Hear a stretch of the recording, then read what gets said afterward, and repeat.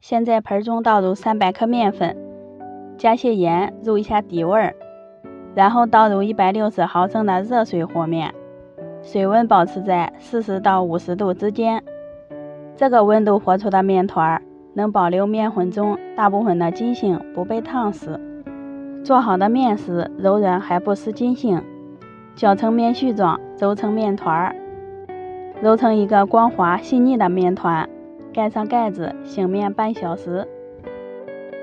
半小时以后，取出醒好的面团，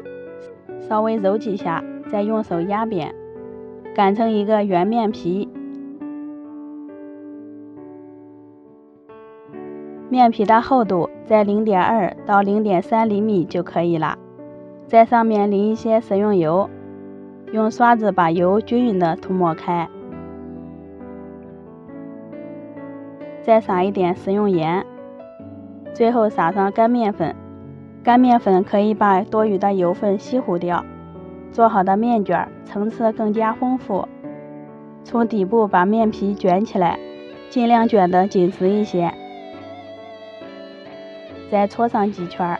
保持面剂粗细均匀，然后切成4份，摆到蒸笼里面，盖上盖子，开大火烧开，转小火蒸上15分钟。趁这会儿调个蘸汁儿，碗里加入蒜末、青红辣椒，放入盐、白糖、麻辣鲜、生抽、香醋，淋一点香油，搅拌均匀，蘸料就调好了，闻着特别香。这会儿锅里的面卷也蒸熟了，关火之后立马把盖子打开，取出来放凉，然后切成小块，好方便食用。可以看一下这个层次特别的丰富，这时就可以直接吃了，也可以蘸上调好的辣椒汁儿，吃起来柔软筋道，